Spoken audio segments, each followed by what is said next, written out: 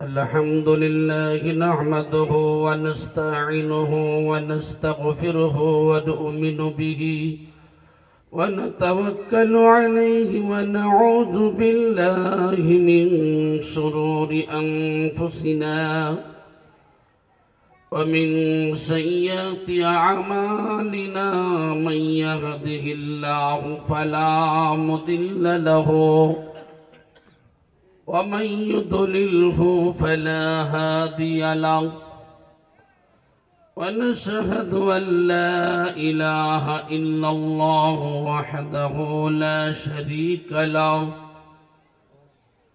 ونشهد أن سيدنا وحبيبنا ومولانا محمدا صلى الله تعالى عليه وسلم عبده ورسوله أما بعد فأعوذ بالله من الشيطان الرجيم بسم الله الرحمن الرحيم ومن يتق الله يجعل له مخرجا ويرزقه من حيث لا يحتسب وقال النبي صلى الله تعالى عليه وسلم بلغوا عني ولو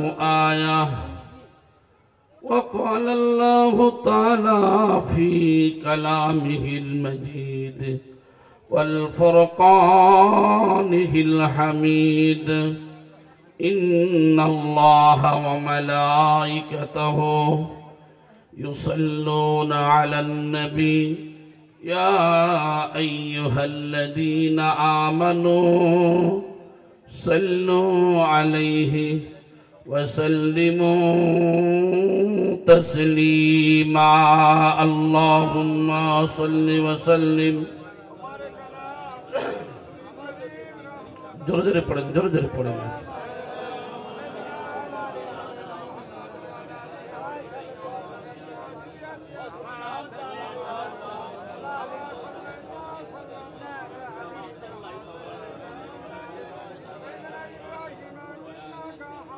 दिन मिला ईमान मिला पैदा होने के लिए कुरान मिला दिन मिला ईमान मिला पैदा होने के लिए कुरान मिला जो कुछ देने का था सब कुछ दिलवा दिया कमले वाली ने हक ला इलाहा इल्लल्लाह ला इलाहा इल्लल्लाह ला इलाहा इल्लल्लाह मुहम्मदुर रसूलुल्लाह अल्लाहुम्मा सल्लि अला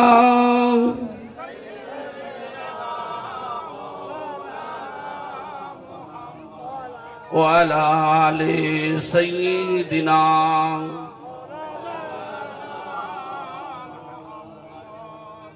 मुअज़्ज़ज़ महतरम उलामाए किराम अल्लाह वाला मुत्तकी परहेजगार बाप आमार भाईरा पर्दार अंतराले आमार श्रद्धार और सम्मानेर पात्री मा बोनेरा महान रब्बुल आलमीनेर दरबारे असंख्य शुक्रिया जे अल्लाह पाक रब्बुल आलमीन आमादेरके पवित्र मजलिसे आसार और बसार तौफिक दिएছেন प्रत्येकेই शुक्रिया आदाय करी बोली अल्हम्दुलिल्लाह সেই মহামানব रसूल पाक सल्लल्लाहु अलैहि वसल्लमेर दरबारे प्रत्येकेर कोटि कोटि दुरूद ও सालाम बर्षित হোক प्रत्येकेই बोली अल्लाहुम्मा आमीन अल्लाहुम्मा आमीन भाई आमार कुराने करीमेर सूरा तालाकेर 2 এবং 3 নম্বর আয়াতে কারিমা আপনাদের সম্মুখে পাঠ করেছি। তাকওয়া তাকওয়া বা আল্লাহ ভীতি, আল্লাহর ভয় মুমিন জীবনের সবথেকে মূল ভিত্তি, ঠিক কিনা? একজন মুমিনের মূল ভিত্তি হলো আল্লাহর ভয়। যে ব্যক্তি আল্লাহকে যথাযথভাবে ভয় করে, আল্লাহ পাক রব্বুল আলামিন তার সকল বিষয়ে সমাধান করে দেন। জোরে বলি সুবহানাল্লাহ। আল্লাহ পাক রব্বুল আলামিন এই সম্পর্কে বললেন, ওমান ইয়াত্তাকিল্লাহা ইয়াজআল লাহু মাখরাজা ওয়া ইয়ারযুকুহু মিন হাইসু লা ইয়াহতাসিব।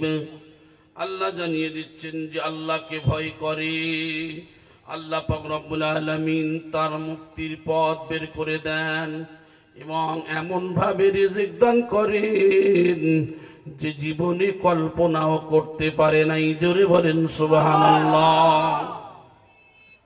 আমার ভাই জানেরা, আল্লাহ পাক রব্বুল আলামিন তিনি জানিয়ে দিলেন, হে আমার বান্দা বান্দীরা, আমি তোমাদের রব, তোমাদের প্রতিপালক, তোমাদের স্রষ্টা। একমাত্র তোমাদেরকে শুধু তোমরা আমার আনুগত্য করবে, আমার ভয় করবে, আর তোমাদের দায়িত্ব স্বয়ং আমি আল্লাহ আমার। তাই আল্লাহ পাক রব্বুল আলামিন তিনি জানিয়ে দেন, আল্লাহ বলেন, ইয়া আইয়ুহাল্লাযীনা আমানুত্তাকুল্লাহ হাক্কা তুকাতিহি ওয়া লা তামুতুন্না ইল্লা ওয়া আনতুম মুসলিমুন। আমার ভাই জানেরা, আল্লাহ পাক রব্বুল আলামিন এই আয়াতে কারিমার মধ্যে বলছেন, হে ঈমানদারগণ, আমি আল্লাহ, আমাকে ভয় করো। আর তোমরা কেমন ভয় করবে? যেরূপ ভয় করার তেমন ভয় করো।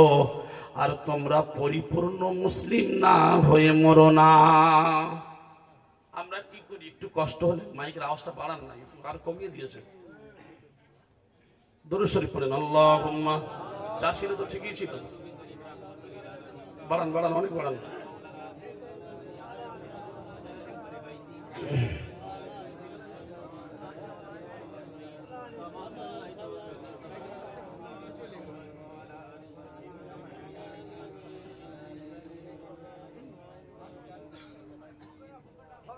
সৌদি আরবে আমাদের এখানে যদি কোনো জায়গায় অকেশন হয়, অনুষ্ঠান হয়, দেখবেন গাড়ি বেশি করে দেয়া হয়, ঠিক কিনা? আর সৌদি আরবে হজের সময় 5টা দিন যে হজ, ওই 5টা দিনে গাড়ি বন্ধ করে রাখে হাজিদের কি করে দেয়, জাম করে দেওয়ার জন্য। তো আমাদের দশা তাই হয়েছে। গলা খারাপ করতে আরো ভালো করে আওয়াজটা দিতে আর কমিয়ে দিয়েছে আমার ভাই। যাই হোক, আমার সোনার ভাইরা কান খুলে শুনুন। তাহলে আমাদের একটু কষ্ট হলে দেখবেন আমরা কি করি বলেন তো? আমরা বলি আমাদের মূল্যে ভালো হয় না, আমরা মরে গেলে ভালো হতো, এই কথা বলি না? বলি না আমার সোনার ভাইরা? তো আল্লাহ বলছেন, ইয়া আইয়ুহাল্লাযীনা আমানু, হে ঈমানদারগণ, বান্দাগণ, আমি আল্লাহ আমারে ভয় করো। আরে কি করো? তোমরা শুধু আমার ভয় কেমন করবে? যেমন ভয় করার তেমন ভয় করো। আর তোমরা মুসলিম না হয়ে মরো না। কি না হয়ে মরতে মানা করলেন? মুসলিম না হয়ে মরো না। আচ্ছা, আমরা কেমন মুসলিম? এই মুসলিম ফোন খুললেই আমরা জানি ইউটিউব আর ফেসবুকের মধ্যে হুজুরদের ঝগড়া আছে না নাই? আপনাদের নদিয়া জেলা ভালো, আমাদের দক্ষিণ 24 পরগনার কথা বলছি, যেখানে দেখবেন শুধু ঝগড়া আর লাটালাটি। কিসের? এখন ফেসবুক আর ইউটিউবে উঠে শুধু দল নিয়ে ঝগড়া। আমি আপনাদেরকে প্রশ্ন করব, এখানে বিভিন্ন সিলসিলারি ভাইয়েরা আছেন, আচ্ছা বলেন তো দেখি, আজান গাছি ভালো না ফুরফুরা? তবলিগ ভালো না আহলে হাদিস? আসলে এখানে যারা আছেন চিন্তা করছে আজান গাছিদের মজলিসের লোক বেশি, এরা তো বলবে ভালো, আমি যদি আমার দল ভালো বলি কেউ শুনবে বলে মনে হয়? আমার ভাই দরুদ শরীফ পড়েন আল্লাহুম্মা। প্রথমে যেমন ছিলেন তেমন করে দেন, কিছু করতে লাগবে না, যেমন ছিল তেমনই করে দেন।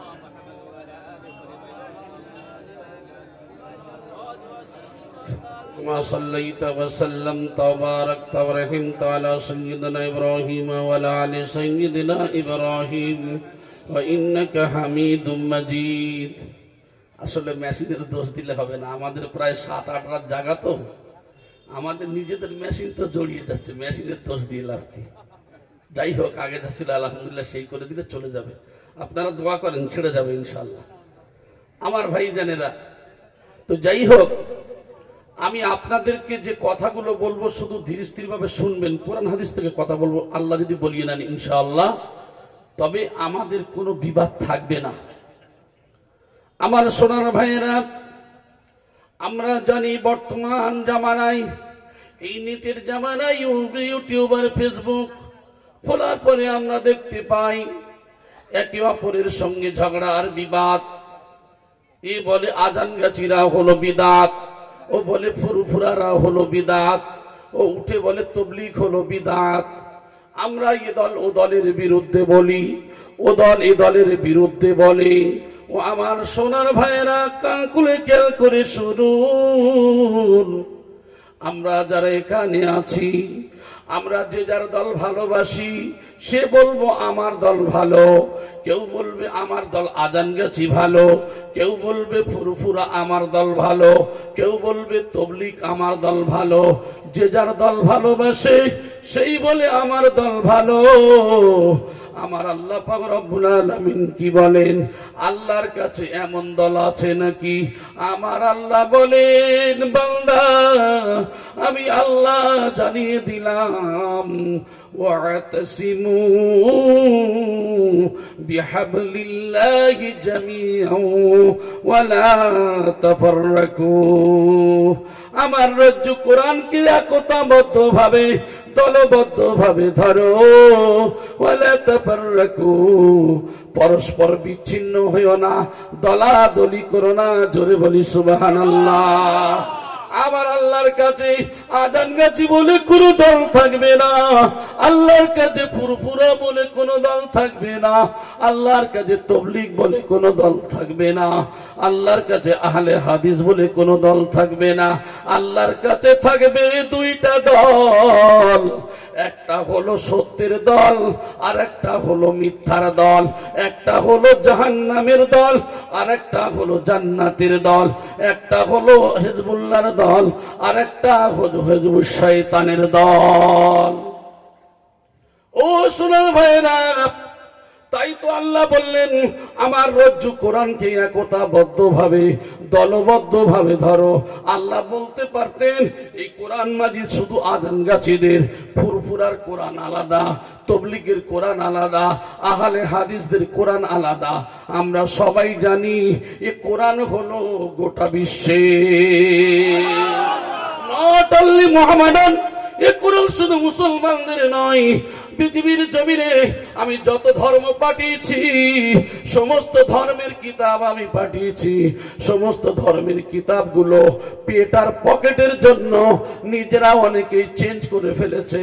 যার কারণে আমি আল্লাহ পাক রব্বুল আলামিন আমার অস্তিত্বকে সঠিক রাখার জন্য আমি আল্লাহ কোরআন নাজিল করলাম আর বলে দিলাম, ইন্না নাহনু নাযালনা যিকরা ওয়া ইন্না লাহু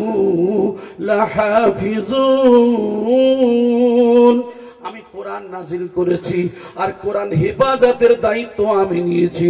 এ কোরআন শুধু আজান গাছি ফুরফুরা তো দূরের কথা, এ কোরআন শুধু মুসলমানদের নয়, এ কোরআন গোটা পৃথিবীর মানব জাতির জন্য আমি বানিয়েছি। হে মানব জাতিরা, তোমরা এর দ্বারা চলবে, তোমরা সামাজিক, রাষ্ট্রীয়, পারিবারিক সমস্ত কিছু শিক্ষা চলার পথ এই কোরআনের মধ্যে রয়েছে। জোরে বলেন সুবহানাল্লাহ। তাই আমি বলেছি কোন দল ভালো, একজন বলে আমি আজান গাছি, আর একজন বলে আমি ফুরফুরা, আর একজন বলে আমি তবলিগ। আল্লাহ জানিয়ে দিলেন সূরা আল ইমরান আয়াত নম্বর 110 মধ্যে আল্লাহ বলেন কুনতুম খায়রা উম্মাতিন উখরিজাত লিন-নাস তা'মুরুনা বিল মা'রুফি ওয়া তানহাউনা আনিল মুনকার। তোমরা হলে শ্রেষ্ঠ উম্মত। আল্লাহ এখানে একটা দলের নাম করেন নাই, আল্লাহ বললেন তোমরাই হলে শ্রেষ্ঠ মানুষ। এই শ্রেষ্ঠ মানুষ কারা? বিশ্ব মানবের দিকে তাকিয়ে বললেন তোমরাই হলে শ্রেষ্ঠ মানুষ। এই শ্রেষ্ঠ মানুষদের কোথা থেকে বার করা হয়েছে? আমার আল্লাহ বলেন উখরিজাত লিন-নাস, বিশ্ব ব্রহ্মাণ্ডে যত মানব জাতি আছে, সে আজান গাছি হোক আর ফুরফুরা হোক, তবলিগ হোক আর আহলে হাদিস হোক, যেখানে যে দল যে জামাতি হোক না কেন, আল্লাহর কোরআনের হুকুম মতো যারা চলে, নবীর তরিকা অনুযায়ী যারা চলে, আমার আল্লাহ ছাঁটাই বাছাই করে করে করে করে এদেরকে একটাই দল বানাবেন, এরাই হবে হিজবুল্লাহ। জোরে বলি সুবহানাল্লাহ। এদের কাজ কি? তা'মুরুনা বিল মা'রুফি ওয়া তানহাউনা আনিল মুনকার।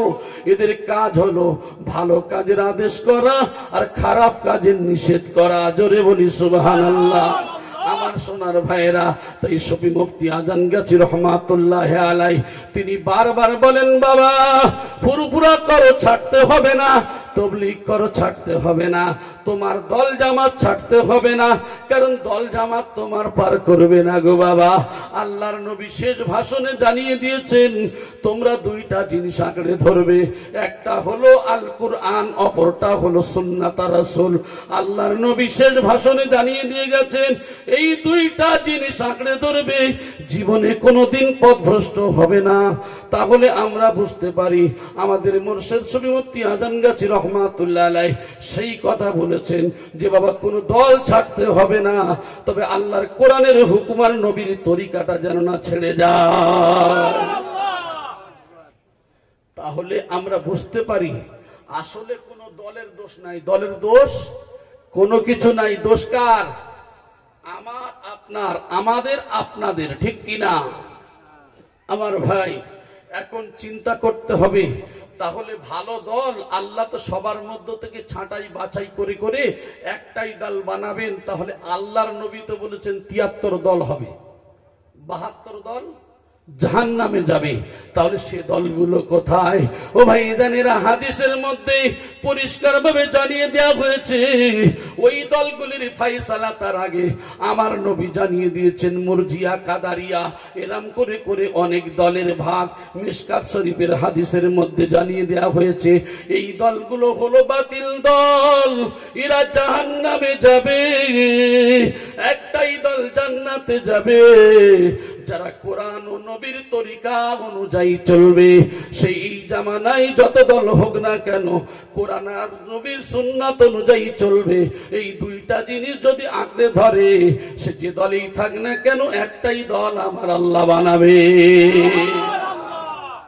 ও সোনার ভাইরা, তাহলে কেন আজকের আলেমদের মধ্যে ঝগড়া?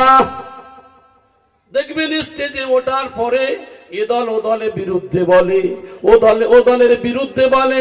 আর শফি মুফতি আজান গাছি রহমাতুল্লাহ আলাইহি কেমন মাওলানা, কেমন মুফতি, তিনি বলে না না বাবা, এই হাক্কানি আঞ্জুমানের স্টেজ থেকে কোনো ফুরফুরার বিরুদ্ধে বলা যাবে না, তবলিগের বিরুদ্ধে বলা যাবে না, আহলে হাদিসের বিরুদ্ধে বলা যাবে না, কোন দলের বিরুদ্ধে বলা যাবে না। তোমার দায়িত্ব কাউকে গীবত করা নয়, তোমার দায়িত্ব হলো কোরআনের প্রচার করা, তোমার দায়িত্ব হলো রসুলের কথা বলা। এই কোরআন হাদিসের মানদণ্ডে যারা পড়বে এরাই হলো সাফ, আর যারা এর বাইরে চলে যাবে তারা নিজেই বুঝে নেবে আমরা খারাপ। ও ভাই জানেরা, আমি আপনাদেরকে বলতে চাইছি কান খুলে খেয়াল করে শুনুন, আল্লাহর নবী, বিশ্ব নবী, রহমাতাল লিল আলামিন, তিনি কেমন ভাবে দাওয়াত দিলেন শুনুন। আল্লাহর নবী শুধু আজানগাছিদের কি দাওয়াত দিলেন? আল্লাহর নবী শুধু আজানগাছিদের দাওয়াত দিলেন না, আল্লাহর নবী সেই জামানায় আহলে কিতাবদের দাওয়াত দিলেন, আল্লাহর নবী মুশরিকদের দাওয়াত দিলেন, আল্লাহর নবী মুনাফিকদেরকে দাওয়াত দিলেন। সেই জামানায় যারা ছিল আল্লাহর নবী তাদের দাওয়াত দিয়েছেন কেমন ভাবে? আল্লাহ শিক্ষা দিলেন, ও নবী বিশ্ব মানব দিগকে ডাকো, কেমন করে ডাকবে? উদউ ইলা সাবিলি রাব্বিকা বিল হিকমা ওয়াল মাউইজাতিল হাসানাহ ওয়াজাদিলহুম বিল্লাতী হিয়া আহসান। তোমরা ডাকো ইলা সাবিলি রাব্বিকা, আল্লাহর দিকে ডাকো, কেমন করে ডাকবে? ওয়াল হিকমা, হিকমতের সঙ্গে, ওয়াল মাউইজাতিল হাসানা, উত্তম উপদেশ দিয়ে, ওয়াজাদিলহুম বিল্লাতী হিয়া আহসান, এবং উত্তম যুক্তি তর্ক দিয়ে। জোরে বলি সুবহানাল্লাহ। আমার ভাইজানেরা, আমি আপনাদেরকে বলতে চাচ্ছি, বর্তমান জামানায় হাক্কানি আঞ্জুমানের সঙ্গে অন্যান্য দলের পার্থক্যটা কি? আজকের হাক্কানি আঞ্জুমানে কেন যাব? এই ওলি আল্লাহর কেন ফলো করব? আমি আপনাদেরকে কয়টা কথা বলি। আমরা যদি লক্ষ্য করে দেখি, আমরা এই জন্য করে মানব, বর্তমান জামানায় আমরা আলেমরা উঠে এ দল ও দলের গালি দেয়, ও দল এ দলের গালি দেয়। আর হাক্কানি আঞ্জুমানের এই মজলিসে কোনো আলেম যদি কোন দলের বিরুদ্ধে কোরআন হাদিস ছাড়া কথা বলে, সর্বপ্রথম ওই আলেমদের সাসপেন্ড করে বসানো হয়। আমার সোনার ভাইরা, কেউ বুঝতে পারবেন? আমার মনে যা আসে, মুখে যা আসে তাই বলি। এই লাগাম কে দিয়েছে? নায়েবি রাসূল। আল্লাহর নবী তো আর নাই, নবীদের পরে নবীদের কথা অনুযায়ী সাহাবায়ে কেরামরা চলেছেন, নবীর কথা অনুযায়ী সাহাবায়ে কেরামরা কেউ মানেন নাই এমন কোন সাহাবী ছিলেন নাকি? কোন সাহাবা ছিলেন না। আর যারাই মানেননি তারাই হলেন আবু জেহেল, আবু লাহাব। ঠিক তদ্রুপ নবী তো আর নাই। আজকের সুফি মুফতি আজানগাছি রহমাতুল্লাহ আলাইহি সেই নবীর তরিকা অনুযায়ী একটা জায়গা থেকে গোটা পৃথিবীর জমিনে কোরআনের মজলিস চলছে। আজকের দেখেন এক জায়গায় থেকে সিলেক্টেড হচ্ছে, গোটা পৃথিবীর জমিনে কোরআনের দাওয়াত চলছে, কিন্তু এক জায়গায় থেকে মেন সুইচ কাজ করছে, আর গোটা পৃথিবীর এক একটা পয়েন্টের দ্বারাই মজলিস চলছে। জোরে বলেন সুবহানাল্লাহ। তাই তিনি বলছেন যে বাবা, আজকের বর্তমান জামানায় এ বলে খারাপ, ও দল খারাপ, এ জামাত খারাপ। হাক্কানি আঞ্জুমান বলে বাবা দল জামাত খারাপ বলার দরকার নেই। ও বাবা তুমি খারাপ, আমি খারাপ এটাই মনে করো, কারণ আমি আপনি সঠিকভাবে চলতে পারি না, এর জন্য আমি আপনি দায়ী। কারণ তিনি বলেন যে বাবা তাহলে কি করবে? এ যদি খারাপ হয়, ও যদি খারাপ হয়, ভালো করবে কে? ভালো করার জন্য তো আমার আপনার নবী এসেছিল, ঠিক কিনা কথা বলেন? নবী তো ভালো করার জন্য এসেছিল। যারা ভুল পথে ছিলেন সত্যের পথে দাওয়াত দিয়েছিলেন, অন্ধকারের মধ্যে থেকে আলো দিয়েছিলেন। যারা পথ ভোলা মানুষ ছিল পথ দেখিয়েছিলেন। আমার আপনার নবী তো এই জন্য করে এসেছিলেন। আজকের সময় মুফতি আজানগাছি রহমাতুল্লাহ আলাইহি সেই নায়েবি রাসূল হিসাবে বলে না না, কেউ বলে বিদআত, কেউ বলে শিরক, কেউ বলে অমুক, কেউ বলে তমুক। আমরা স্টেজে উঠে যে যার মতো মুখের ভাষা দিয়ে গালি দিই, আর হাক্কানি আঞ্জুমান সাবলীল ভাষায় দোয়া চায়, আল্লাহ গো পৃথিবীর জমিনে শুধু মানুষ নয়, যত কীট পতঙ্গ আছে ওগো আল্লাহ, যার প্রতি যতটা দয়া রয়েছে, আল্লাহ যতটা করুণা রয়েছে, তার প্রতি আরো বাড়িয়ে দাও। ইলাহি রহমত জ্যাদা কর, কিয়ামত তক তমাম আলম পর।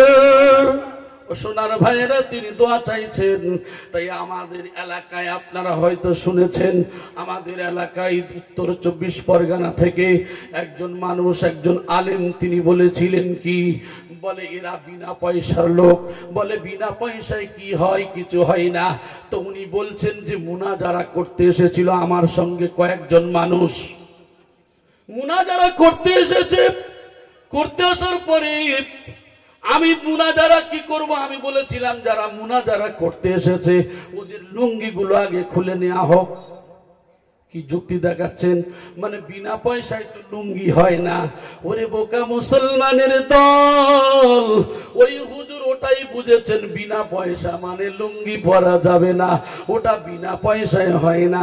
কিন্তু হাক্কানি আঞ্জুমান এমন একটা দরবার, আজকের যদি লাগাম খোলা থাকতো আমাদের মতো আলেমের কাছে, ওদের তো আমরা 4 পয়সাও দাম দিতাম না। কিন্তু হাক্কানি আঞ্জুমানের সব থেকে বড় আদর্শ, বাবা তোমার যদি হাত দিয়ে মারে তুমি তারে চুম্বন দিয়ে ভালোবাসা দিয়ে উত্তরটা দাও। আমার সোনার ভাইরা, তাই উত্তরটা এইভাবে দেওয়া হয়েছিল, ও বাবা বিনা পয়সায় দিন ও দুনিয়ার শান্তি ও মঙ্গল, বিনা পয়সায় লুঙ্গির কথা বলা হয় নাই, বিনা পয়সায় চাল ডাল আলুর কথা বলা হয় নাই। এখানে বলা হয়েছে দিন ও দুনিয়ার শান্তি ও মঙ্গলটা বিনা পয়সায় কোথায় পাওয়া যায়? আল্লাহর কোরআনে ঢুকে গেলেন। দুনিয়ার যত বাজার ঘাট রয়েছে, কৃষ্ণনগর থেকে শুরু করে পৃথিবীর যে বাজারে যান, কোন বাজারের বোর্ডে আপনি দেখতে পাবেন না এখানে শান্তি মঙ্গল বিক্রয় হয়। পাওয়া যাবে নাকি? তাহলে শান্তি মঙ্গল কোথায় আছে? আল্লাহর কোরআন কি বলছে? আলা বিযিকরিল্লাহি তাতমাইন্নুল কুলুব। আল্লাহর জিকির কোরআন তেলাওয়াতের মধ্যে রয়েছে শান্তি। একবার জোরে বলি সুবহানাল্লাহ। এই জন্য করে বলা হলো বিনা পয়সায় দিন ও দুনিয়ার শান্তি মঙ্গলটা হলো বিনা পয়সা। এছাড়া এই যে প্যান্ডেল মাইক এগুলি বিনা পয়সার কথা লেখা নেই। রুহানি তরক্কির উপায়, তাজকিয়ায়ে নফসের উপায়। আমার ভাই জানেরা, শান্তি যদি পেতে হয় কয়লা কাসরাতু যিকরিল মাউত ওয়া তিলওয়াতিল কুরআন। আল্লাহর কোরআন তেলাওয়াতের মধ্যে রয়েছে শান্তি, আল্লাহর জিকিরের মধ্যে, মৃত্যুর স্মরণের মধ্যে রয়েছে শান্তি। আর একটু জোরে বলি সুবহানাল্লাহ। আমার সোনার ভাইরা, এবারে আমি আপনাদেরকে কয়েকটা কথা বলি। এখন হাক্কানি আঞ্জুমান কেমন দরবার? হাক্কানি আঞ্জুমান বলে, বাবা অন্যান্য দল তোমাদের ঠাট্টা করে, আর তোমরা কিন্তু তাদের ঠাট্টা করতে পারবে না, কারণ তারা তো তোমাদের ভাই, তারা বোঝে না তাই ঠাট্টা করে। দেখবেন যারা গীবত করে এরা জানে না বলে গীবত করে, ঠিক কিনা? যদি কোনো মানুষ ঠাট্টা গীবত করে ভাববেন না ও জেনে করছে। ও যদি জেনে করত তাহলে বুদ্ধি জ্ঞান থাকলে ও এই ভুল কাজ করত না। তাই হাক্কানি আঞ্জুমান সব থেকে বড় আদর্শ, সে তো তোমার ভাই, এই অন্যায় করে এই গুনাহ করেও কবরে চলে যাবে না, এটা হতে পারে না। সুন্দর সাবলীল ভাষা দিয়ে তাকে বোঝাও, সে তো তোমার ভাই। যেমন রাসূলুল্লাহ সাল্লাল্লাহু আলাইহি ওয়াসাল্লাম বিশ্বের মানবকে কল্যাণ করেছিলেন, ওয়া মা আরসালনাকা ইল্লা রাহমাতাল লিল আলামিন। ও আমার হাবিব, আমি তোমাকে পাঠিয়েছি বিশ্বের জন্য দয়াময় করে। জোরে বলি সুবহানাল্লাহ। নাকি নবী এসেছিলেন আজানগাছিদের জন্য? না শুধু ফুরফুরা তাবলীগ না আহলে হাদিস? নবী এসেছিলেন গোটা বিশ্বের জন্য। সুবহানাল্লাহ বলেন। আমার নবী যদি গোটা বিশ্বের জন্য আসেন, কি করতে আসলেন? সূরা সাবার আয়াত নম্বর 28 আল্লাহ বললেন, ওমা আরসালনাকা ইল্লা কাফাতাল লিন-নাসি বাশীরাও ওয়া নাযীরা ওয়ালাকিন্না আকসারান নাসি লা ইয়ালামুন। আমার হাবিব, আমি তোমাকে পাঠিয়েছি গোটা বিশ্বের মানবদিগকে সুসংবাদ দেবে এবং সতর্ক করবে। নাকি একটা দলকে দেবে আমার নবী? নবীকে আল্লাহ পাঠালেন কেন? গোটা বিশ্বের মানবদিগকে সুসংবাদ দেবে এবং সতর্ক করবে। কাদের জন্য? ওয়ালাকিন্না, কিন্তু আকসারান নাস, অধিকাংশ মানুষেরা, লা ইয়ালামুন, তারা জানে না। যারা জানে না তারা তো অজানার কারণে অন্যায় করবে।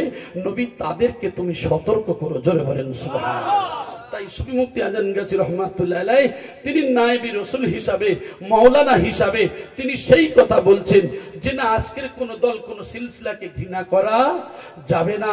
কারণ আমাদের কাজ হবে যারা বোঝে না তাদেরকে ভালোবাসা দিয়ে, উদারতা দিয়ে বোঝানো। এর নাম হলো ইসলাম। জোরে বলেন সুবহানাল্লাহ। এখন আমি ফিরে যাই আজকের বর্তমান জামানায় আমরা লক্ষ্য করে দেখি হাক্কানি আঞ্জুমান, আমরা বলি কি হাক্কানি আঞ্জুমান আদানগাছিরা হলো বেদাতি দল। কেন আদানগাছিরা বেদাতি দল হলো? এই মজলিসটা হলো পবিত্র না অপবিত্র? কথা বলেন। পবিত্র। আল্লাহ পাক, রসুল পাক। আর এই মজলিসের কাজগুলি, ধর্মের কাজগুলি হবে কি না পাক? না পাক? পাক। তাহলে এই মজলিস করতে গেলে আমার টাকা থাকলে করতে পারবো না। কেন? তানার কাছে আগে যেতে হবে। আমরা মনে করি আমার টাকা আছে আমি করব, তার হুজুরের কাছে কেন যাব? যদি সাহাবায়ে কেরামরা মনে করতেন আমার যা ইচ্ছা আমি একজন, আমি নিজেই করব, রসুলের দরবারে কেন যাব? রসুলের দরবারে না যাওয়ার কারণে তো আবু জেহেল আবু লাহাব হয়েছে। নায়েবে রসুল রয়েছেন, তার দরবারে যাবেন কেন? তিনি কি বলতে চাচ্ছেন যে বাবা তুমি একটা দোয়ার মজলিস করবে, এটা তো পবিত্র পয়সায় হওয়াটা উচিত, ঠিক কিনা? তাহলে পবিত্র পয়সায় হতে গেলে সর্বপ্রথম তুমি কি করবে? আল্লাহর সঙ্গে বান্দার প্রথম যে সম্পর্ক সেটা হলো নামাজ। তাহলে বাবা তুমি 5 ওয়াক্ত নামাজ পড়ো। যে হুজুর আমি নামাজ পড়ি না, তাহলে বাবা তুমি এই কাজটা করো না, তুমি আগে নামাজটা পড়ে এসো। সুবহানাল্লাহ বলেন। সর্বপ্রথম কি বানানো হলো? নামাজি বানানো হলো। আউয়ালু মা ইউহাসাবু বিহিল আবদু ইয়াউমাল কিয়ামাতিস সালাহ। আল্লাহর সঙ্গে বান্দার প্রথম সম্পর্ক হলো নামাজ। যার জীবনে নামাজ নাই তার জীবনে যত ভালো কাজ করুক না কেন কোনো কাজে আসবে না। আল্লাহর সঙ্গে বান্দার প্রথম সম্পর্ক হলো নামাজ। কৃষ্ণনগর থেকে কলকাতায় ট্রেন যাবে, রেল লাইনের মাঝখানে ফাটল। ফাটল বলতে বেশি নয়, 1 বিঘত বা 1 হাত নাই। ট্রেনটা খুব ভালো যাবে বলে মনে হয়। কি হবে? লাইন থেকে ছিটকে যাবে, পড়ে যাবে। কারণটা কি? লাইনটা কাটা। আল্লাহর সঙ্গে বান্দার প্রথম সম্পর্কটা কি? নামাজ। নাই লাইন যদি কাটা থাকে আল্লাহর সঙ্গে খুব গাঢ় সম্পর্ক হবে বলে মনে হয়। আমার সোনার ভাইয়েরা, কথাগুলি আমি কেটে কেটে বলছি, আপনারা বোঝার চেষ্টা করবেন, এটা খুব সহজ করে ভাববেন না। আমরা কি করি? আমাদের টাকা থাকে, আমি ওস্তাকার মানুষ, আমাদের দক্ষিণ 24 পরগনার কথা বলছি, বড় ব্যবসায়ী ধনী মানুষ, আমি নামাজ পড়ি না, কিন্তু আমার বাপ মারা গেছে, লোকে খারাপ বলবে। কি করি? আমি আপনি 2-4টে গরু হোক আর ভয়েস হোক কিনে নিয়ে আসি, কিছু লোক কুটুম দাওয়াত করে ভালো করে খাইয়ে দিই। আমার মতো ব্যক্তিকে ডেকে নিয়ে গিয়ে ভালো করে দোয়া করালেন, আর আমি দোয়া করছি আল্লাহ গো ওর বাপের কি করবে? জান্নাতুল ফেরদাউসে পৌঁছে দাও। আল্লাহ বলছে বান্দা ও যেমন মার খাবে তুইও বেটা ডবল বাটাম খাবি, শুধু ভিতরে আয়। যদি বলেন দলিল কোথায় পেলেন, আমি কোরআন থেকে দলিল দিচ্ছি, শুধু হাসির খোরাকি ভাববেন না। আল্লাহ বলছেন যদি কেউ এমন করে টাকার বাহাদুরি দেখায়, মালের বাহাদুরি দেখায়, নামাজ নাই তার কিছুই নাই, বেটা তুমি যতই মহিষ জোগাড় করার যত হুজুরের দাওয়াত করো না কেন, আল্লাহর কোরআন বলছেন ফামা তানফাউহুম শাফাআতুস শাফিঈন। আমি আল্লাহ কারোর দ্বারা কারোর সুপারিশ গ্রহণ করি না, কারণ আমি আল্লাহ আমার সঙ্গে তার সম্পর্ক নেই, আর তার মাল দিয়ে আমার সঙ্গে সম্পর্ক জোড়া যাবে না। আমার সোনার ভাইরা, এই জন্য করে বলা হলো আমি কারোর দ্বারা কারোর সুপারিশ গ্রহণ করি না। ও সন্তানেরা রে, আল্লাহ পাক রব্বুল আলামিনের হাবিব জানিয়ে দিয়েছেন যদি কোনো মানুষ মারা যায়, কবরে চলে গেল, তার সমস্ত আমল বন্ধ হয়ে যায়। 3টা আমল তার কবরে সাদকায়ে জারিয়া হয়। নম্বর 1 হলো পৌঁছাতে তাকে সাদকায়ে জারিয়া। নম্বর 2 হলো ওই ব্যক্তি জীবনে মসজিদ মাদ্রাসা মক্তব কারোর শিক্ষা দিয়ে গেল, কোনো কল্যাণকর কাজ করে গেল, ওইটা তার কবরে যতদিন জারি থাকবে যাবে। নম্বর 3 হলো নেক সন্তান। নেক সন্তান যদি থাকে, ওই নেক সন্তান যদি দোয়া করে আল্লাহর দরবারে কবুল হবে। জোরে বলেন সুবহানাল্লাহ। নেক সন্তান তাকেই বলা হয় যে নামাজ পড়ে না। আমার সোনার ভাইয়েরা, নেক সন্তান তো সেই ব্যক্তি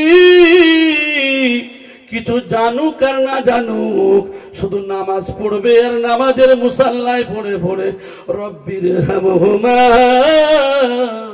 কামা রব্বায়ানি সগীরা। আল্লাহ, আমাদের যেমন আমাদের পিতামাতা তাদের কোলে ফেলে লালন পালন করে, কত মহব্বত করে লালন পালন করেছে, আল্লাহ গো আপনার রহমতের কোলে ফেলে আমার বাম্মাকে লালন পালন করুন। ও ছেলে, তুমি কিছু জানো না, বোঝো না, কিন্তু নামাজের পরে তোমার বাম্মায়ের জন্য তুমি যেভাবে দোয়া চাইবে, যেভাবে কান্না অন্তর দিয়ে কাঁদবে, আমারে ডেকে নিয়ে যত কাঁদাও আমি তোমার মালের দিকে দেখবো, অন্য দিকে না। আমরা যখন এমএমএ পরীক্ষা দিয়েছিলাম, মুর্শিদাবাদের কিছু ভাই আমাদের সঙ্গে পরীক্ষা দিয়েছিল, তা তিনি বলছিলেন যে ভাই আমাদের এখনো মারা গেলে ভাড়া করে কাঁদানো হয়। আমি বলছি এরকম ব্যাপার? বলে হ্যাঁ, ভালো করে সেই জিনিসটা আমরা আলেমরা বন্ধ করেছি। বলে আমাদের সমাজে কিছু মানুষকে দাওয়াত করে শুধু কাঁদানোর জন্য পান দেয়া হতো, ভালো নাস্তা দেয়া হতো এবং সেখানে কাঁদানো হতো, যে যেমন করে কাঁদতে পারবে তার ততটা মাল বেশি। আমি শুনে আশ্চর্য হয়ে গেলাম, যেরকম ব্যাপার তাকে বলে জি হ্যাঁ। আমার বলার উদ্দেশ্য হলো, এখন আলেমরা তো এখন এগুলো প্রতিবাদ করে, ঠিক কিনা?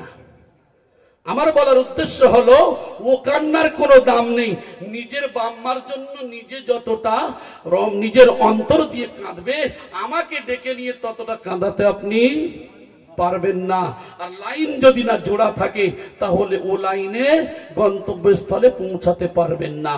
তাহলে মজলিস শুধু টাকা থাকলে করতে পারবেন না। ওই মাওলানা, ওই মুফতি, সুফি, দরবেশ, পীর, ফকির, আমির যে ভাষায় বলেন, তার কাছে যাওয়ার পরে সর্বপ্রথম তিনি কি বানালেন? নামাজি। এবার বলছেন, বাবা তোমার কি সুদের সঙ্গে সম্পর্ক আছে? এখন এখানে সুদের সঙ্গে সম্পর্ক নেই কেউ আছে? আমরা হয় ছেলের অ্যাকাউন্ট, মেয়ের অ্যাকাউন্ট, নিজের অ্যাকাউন্ট আছে কিনা না কথা বলে। কারেন্ট ছাড়া সেভিংস আরো যত রাস্তা রয়েছে কম বেশি সবাই জুড়ে আছে, ঠিক কিনা? তবে তার পদ্ধতি তিনি কি বললেন? কিছুদিন আগে আমার একজন ভাই বলছিলেন, আমিও এটাকে খুব ভালো ভাষায় আমার ভাইকে বলেছি, কারণ আমার ভাই একজন মৌলানা সাহেব, তিনি বলেছেন যেগুলি ব্যাংকে রাখা হয় এ টাকাগুলো সুদ নয়, এগুলো সে তার নিজের কাজে ব্যবহার করতে পারে। জোরে বলেন নাউজুবিল্লাহ। এটা আমি সাবলীল ভাষায় উত্তর দিয়েছিলাম, কারণ সে আলেম হলেও সে আমাদের ভাই, ঠিক কিনা? যে দল যে সিলসিলা হোক, কারণ ভাইয়ের ভুল হলে ভাইয়ের দায়িত্ব হলো ভালোবাসা দিয়ে, মোহাব্বত দিয়ে বলা। কিন্তু আমরা তো তা করি না, আমরা বলি অমুক দল ভণ্ড, এ মৌলানা ভণ্ড, এ মৌলানা অমুক, বলে না বলে না? এগুলো সব থেকে ইসলামের ক্ষতি করছি আমাদের মতো কিছু আলেম সংখ্যক। কারণ রাসূলুল্লাহ সাল্লাল্লাহু আলাইহি ওয়াসাল্লামের জবানের ভাষা, আল্লাহর রাসূলের কথা মাধুর্য এত কমল নরম ছিল, তার আচার আচরণ এত ভালো ছিল, যেটা আলেমদের তো ওই দায়িত্ব ছিল। সেটা না করে আমরা কি করি? মানুষকে গালি দিই, সাবলীল ভাষা না ব্যবহার করি, অশ্লীল ভাষা ব্যবহার করি। এই জন্য করে হাক্কানি আঞ্জুমান সেই শিক্ষা দেয় যে না বাবা, কোনো অশ্লীল ভাষা দিয়ে কাউকে ছোট করা যাবে না। ও হলো তোমাদের ভাই, ভাইয়ের দায়িত্ব হলো বোঝানো। তো সেই ভাইয়ের দাওয়াতটাকে এইভাবে পেশ করেছিলাম যে সোনার ভাই, একমাত্র এই যে সুদের টাকা যেখানে ব্যাংকে অ্যাকাউন্টে রাখা হয়, সেখানে INT ছোট্ট ভাষায় লেখা থাকে।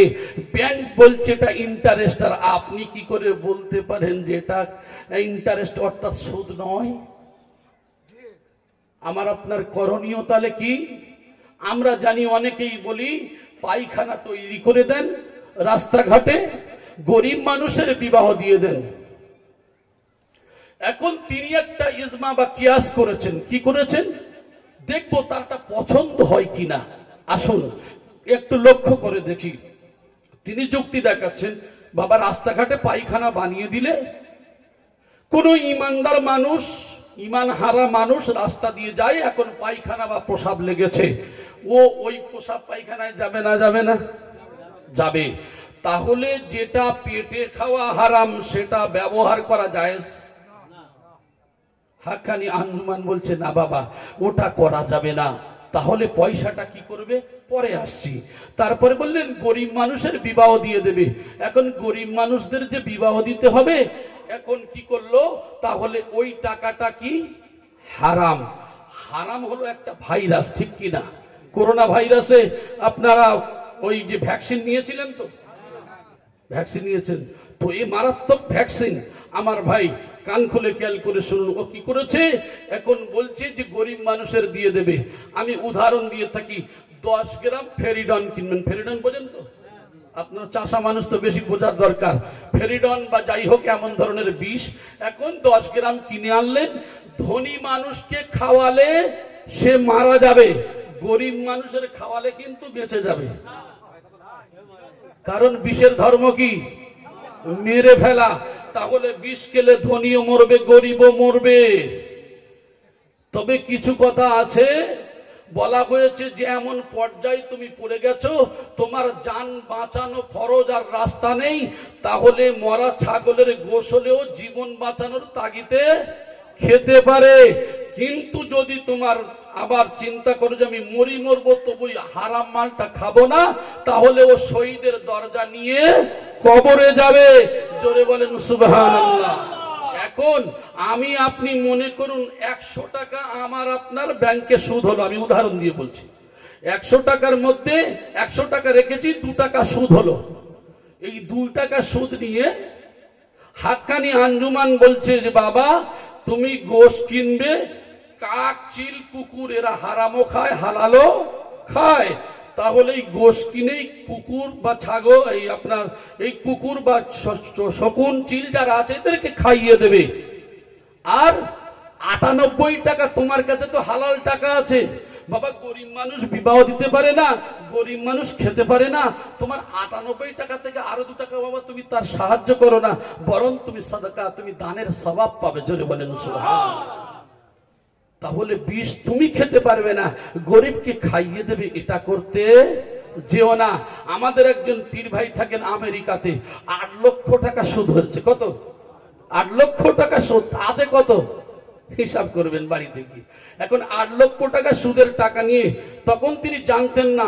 হাক্কানি আঞ্জুমানের কথা যখন শুনেছেন, শোনার পরে তিনি একজন সাধারণ মানুষ, শুধু আল্লাহর মেহবুব, তার কথা শোনার সাথে সাথে যে সুদ এত খতরনাক, সব থেকে বড় গুনাহ হলো আপন স্বয়ং আল্লাহ এবং তার রসুলের সঙ্গে যুদ্ধ করা। আল্লাহ এবং তার রসুলের সঙ্গে যুদ্ধ করা। তাহলে আমি নামাজ পড়ি, রোজা রাখি, যাকাত দিই, হজ করি, সব ভালো কাজ করি, আর আল্লাহ রসুলের সঙ্গে যুদ্ধ করা আমাদের দ্বারা সম্ভব হতে পারে না। তিনি চিন্তা করলেন, তারপরে দেখলেন কি, যে ছোট গুনাহ হলো মায়ের সঙ্গে বিবাহ করা। নাউজুবিল্লাহ। এত বড় খতরনাক জিনিস এই সুদ। তিনি জানতেন না। এমন মানুষ আছে অনেকেই জানেনও না এর কত খতরনাক। আরো বলা হয়েছে এই সুদ কত বড় ভাইরাস।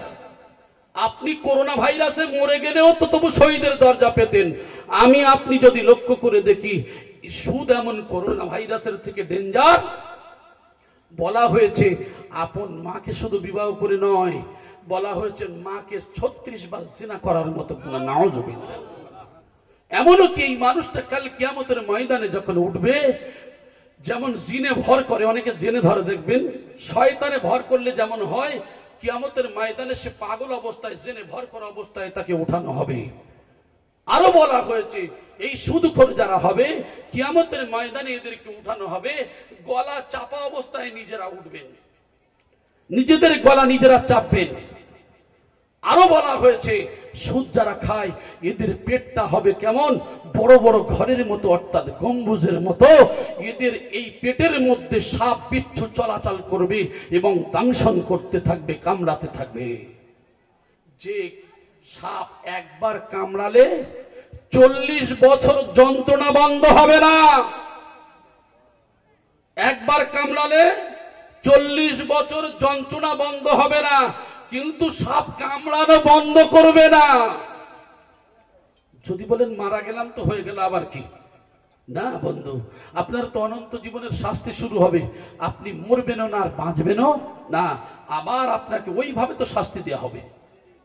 এই সুদের অনেক আযাব শাস্তি রয়েছে, আমি যাচ্ছি না। আমি যেটা বোঝাতে চাচ্ছি, তাহলে সুদ কি করলো, এখন তিনি বলছেন যে বাবা এইটা আপডেট করবে 3 মাস পরে পরে, যেহেতু সরকারি আইন অনুযায়ী কিছু জরুরতের জন্য কিছু বই করতে হয়, তবে চেষ্টা করবে কারেন্ট অ্যাকাউন্ট করার। আর এর মধ্যে যদি সমস্যার কারণে যদি জরুরত হয়, যদি না ব্যাংক করে, তাহলে তুমি কি করবে 2-3 মাস পরে পরে আপডেট করে 2 টাকা 5 টাকা 10 টাকা 20 টাকা যার যেমন সুদ হয় ওই টাকাটা তুলে নিয়ে ওই কাজে তোমরা ব্যয় করবে। তিনি পবিত্র করার মাধ্যম বলে দিলেন, জোরে বলেন সুবহানাল্লাহ। কিন্তু আল্লাহর নবী বলেছেন যে এমন একটা সময় আসবে যেদিন মানুষ সুদের হাওয়া থেকে বাঁচতে পারবে না। কেমন? আমার সোনার ভাইয়েরা, আমরা সুদের হাওয়া থেকে বাঁচতে পারবো না। কেমন করে? কারণ আমার বন্ধু, আমি আপনি চায়ের দোকানে বন্ধু ডাকলো, ডাকার পরে ওই বন্ধু ডাকার পরে হঠাৎ করে বলছে বন্ধু 1 কাপ চা খাও। আমরা কি করলাম? বন্ধু চা খাইয়ে দিল। ওই বন্ধুর টাকাটা ছিল হারাম, সুদে টাকা কাটানো টাকা, অতএব এই টাকাটা সুদে খাটিয়ে উপার্জন করেছে। আমি তো বুঝতে পারি নাই, চায়ের দোকানে গিয়ে 1 কাপ বন্ধুর সঙ্গে পড়ে ওই চা খেয়ে নিয়েছি। আল্লাহর নবী এই কথা বলেছেন 1400 বছর আগে এই কথা বলেছেন। বর্তমান জামানায় সুদের হাওয়া থেকে কেউ বাঁচতে পারবে না, সেই জামানায় আমরা এসে বসে পড়েছি। কিন্তু আমার আপনার মুর্শিদ তিনি বলছেন না বাবা, তোমার যদি খাদ্যের মধ্যে সন্দেহ হয়, ওই খাদ্য সন্দেহযুক্ত খাদ্য তুমি ছেড়ে দেবে, তাহলে আখেরি জামানায় তোমার ঈমানটা বেঁচে যাবে। তাহলে সুদ, তিনি বললেন বাবা এই মজলিস করবে, তাহলে 1 নম্বর কি বানানো হলো? নামাজি। আপনারা ঠিক শুনছেন। তবে আমার বয়স্ক বাবাজিরা উঠে যাচ্ছে, খবর মনে হয় ভালো নয়। আরো অনেকে ডায়াবেটিস রোগী, তো একটু ঘন ঘন প্রসাব লাগে। যাকে একটু চেপে চুপে বসেন, আমি বেশিক্ষণ বলবো না, কারণ 4 ঘন্টা 5 ঘন্টা কষ্ট করে নিয়েছি কিছু শোনার জন্য, নাকি? একটু শোনেন ভাই, আমি ছেড়ে দেবো, চিন্তা নেই, আপনাদের কষ্ট হবে না। আমার সোনার ভাই, তো এখন দেখা গেল 1 নম্বর মজলিস করলে নামাজি হওয়া চাই। নম্বর 2 হলো সুদের সঙ্গে, সুদ থেকে পরহেজ করতে হবে, মানে এইভাবে বাঁচতে হবে। নম্বর 3 রিজকে হালাল খাবে, আর সাধ্য মতো যতটা পারবে তাকওয়া পরহেজগারি করবে। আচ্ছা বলেন তো দেখি, সুফি মুফতি আজান গাছি রহমাতুল্লাহ আলাইহি যে কথাগুলো বলেছেন, ফুরফুরা শরীফে হযরতে আবু বকর সিদ্দিক রহমাতুল্লাহ আলাইহি তিনি বলেছেন কি হারাম খেতে? কোন ওলি আল্লাহ বলেছেন? নাকি তবলিগের কোন হাজী ইমদাদুল্লাহ মুহাজির মক্কি রহমাতুল্লাহ আলাইহি, আপনার আশরাফ আলী থানভী রহমাতুল্লাহ আলাইহি, কাশেম নানতুবী রহমাতুল্লাহ আলাইহি, পৃথিবীর জমিনে যে সমস্ত আল্লাহ ওয়ালারা এসেছিলেন তারা কি বলেছেন নাকি সুদ খাও, হারাম খাও, নামাজ পড়ো না?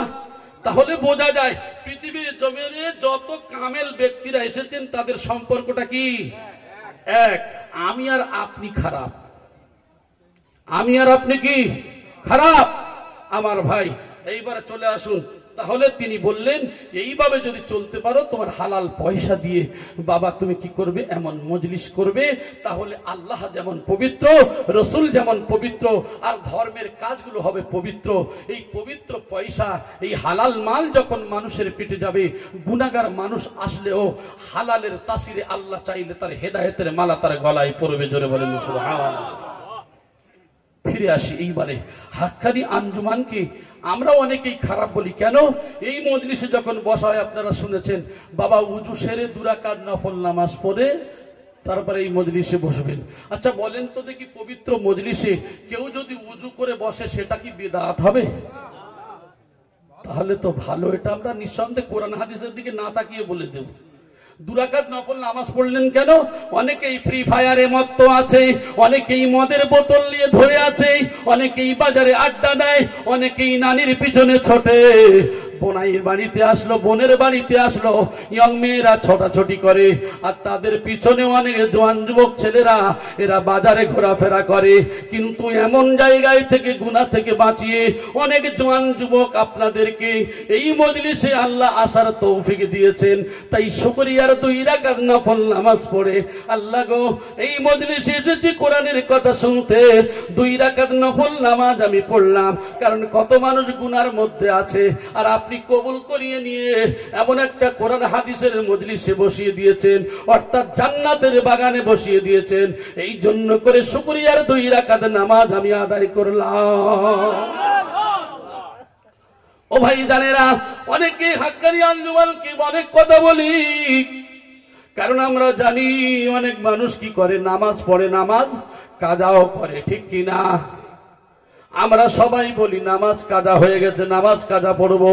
আর সুফি মুফতি আজান গাজী রহমাতুল্লাহির দরবারে যখন যাবেন, হুজুর আমার বলেন তো ওই যে কাজা নামাজের নিয়ত একটু বলেন। বলে বাবা কাজা নামাজ আমি নিয়ত জানি না, কারণ আমার জীবনে নামাজ কাজা হয় নাই, আমি কি করে কাজার কথা বলবো? এখানে যারা বসে আছেন হাক্কানি আঞ্জুমানের অনেক ভাইয়েরা দেখবেন এরা কিছু জানে না, বোঝে না, কিন্তু এদের জীবনে নামাজ কাজা হয় না। কারণটা কি? তিনি বললেন বিনা কাজায় 5 ওয়াক্ত নামাজ পড়তে হবে। অনেকেই বলবেন কোথায় পেলেন? ফতোয়ার কিতাব জীবনে এত পড়ে আসলাম, আমরা দেখলাম যে নামাজ কাজা করলে কাজার নিয়ে কাজা সিস্টেম রয়েছে, কিন্তু আপনারা কোথায় থেকে পড়াশোনা করেছেন যে কাজা করা যাবে না? ও আমার সোনার ভাইয়েরা, ও মুফতি সাহেব ভাইয়েরা, কান খুলে খেয়াল করে শুনুন, যত ফতোয়ার কিতাব আপনার জীবনে পড়েছেন ওই ফতোয়ার কিতাবে সেখানে কারণ দেয়া রয়েছে। আপনি যদি বেহুশি হয়ে যান, পাগল হয়ে যান, ওই কারণটা ওখানে দেওয়া আছে। ওই নামাজ যদি কাজা হয়ে যায়, সেই নামাজের কথা বলা আছে। ইচ্ছাকৃত কাজা করা পৃথিবীর কোন কিতাবে নাই। আল্লাহর কোরআন জানিয়ে দিল, ফাইন খিফতুম ফারিজালান আও রুকবানান ফাইদা আমিনতুম ফাযকুরুল্লাহা কামা আল্লামাকুম মা লাম তাকুনু তা'লামুন। যদি তোমরা আমি আল্লাহ আমারে ভয় করো, ফারিজালান হাঁটা অবস্থায়, আও রুকবানান অথবা আরোহী অবস্থায়, আরোহী বলতে ট্রেনে, বাসে, গাড়িতে, প্লেনে, ঘোড়ার পিঠে, উটের পিঠে, যেখানেই থাকো না কেন নামাজ কায়েম করো।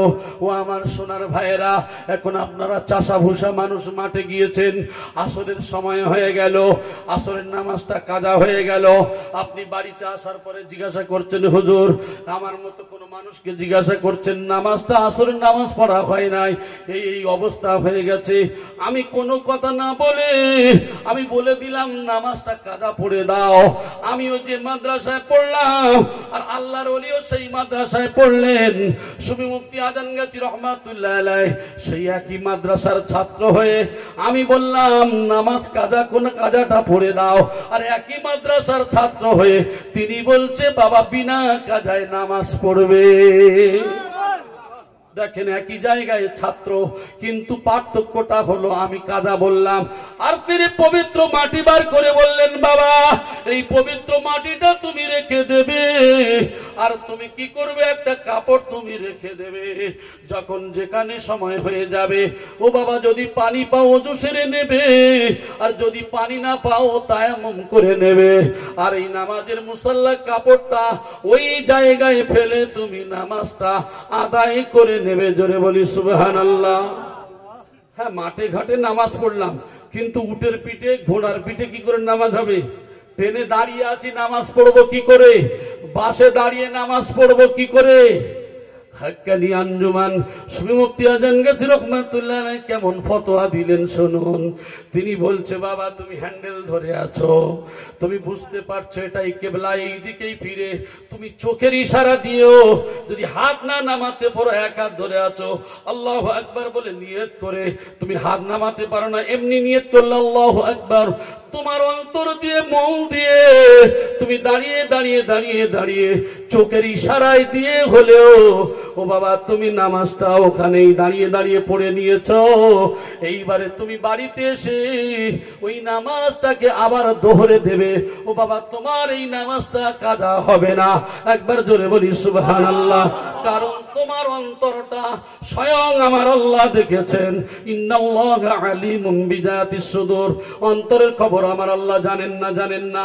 আমার বাংলা এই ট্রেনের মধ্যে, বাসের মধ্যে কত পেরেশানির মধ্যে থেকে চোখের ইশারা দিয়ে হলেও তারপরেও তিনি আমাকে স্মরণ করেছেন। একবার জোরে বলি সুবহানাল্লাহ।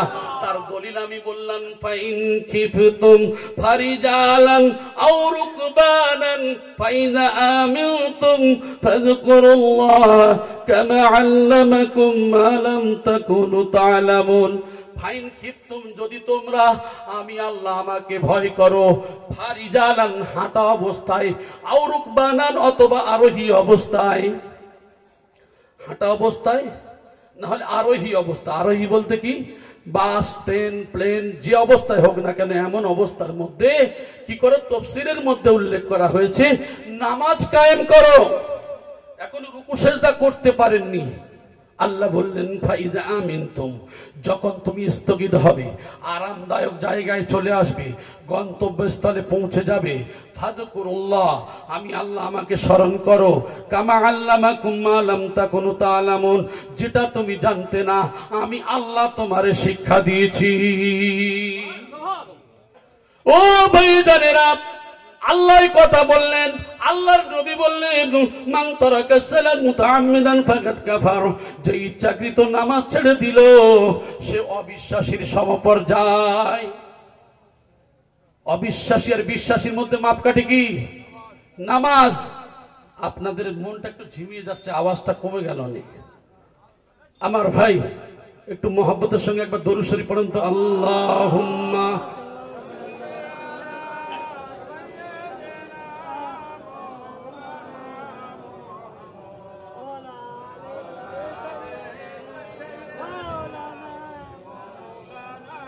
আসলে ভাই আল্লাহর কোরআন বলছে ওয়াইদা কুরিয়াল কুরআন ফাসতামিউ লাহু ওয়া আনসিতু লাআল্লাকুম তুরহামুন, বলছে যখন কোরআন পাঠ করা হয় মনোযোগ সহকারে শুনবে এবং চুপ থাকবে, তাহলে আল্লাহর রহমত তোমাদের উপরে হবে।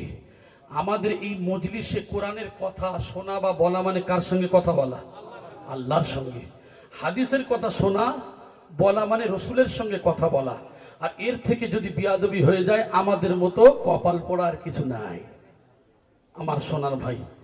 তো যাই হোক, আমি যে কথা বলছিলাম, আল্লাহর রাসূল বললেন মান তারাকা সালাত মুতাআম্মিদান ফাকাদ কাফার, যে ইচ্ছাকৃত নামাজ ছেড়ে দিল সে অবিশ্বাসীর সমপর্যায়। তাহলে এই নামাজ হাক্কানি আঞ্জুমান বলছে বাবা একটা পবিত্র মাটি রেখে দেবে, একটা কাপড় রেখে দেবে, যে অবস্থায় থাকো যদি রুকু সিজদা করতে পারো ওখানেই পড়বে, সুযোগ নাই চোখের ইশারা দিয়ে নামাজ পড়বে, বাড়িতে এসে নামাজটা দোহরে দেবে। জোরে বলেন সুবহানাল্লাহ। এটাই হলো পার্থক্য।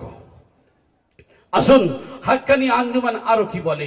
হাক্কানি আঞ্জুমান বলে যে বাবা একমাত্র যে বর্তমান জামানায় আমরা দেখেছি যে মানুষ কি করে, এই যে বন্ধন থেকে শুরু করে এই যে সুদের যে বিষয়গুলো, হামেশাই আমরা এই কাজগুলো করি না করি, কিন্তু হাক্কানি আঞ্জুমানের ব্যাপারে খুবই কড়া।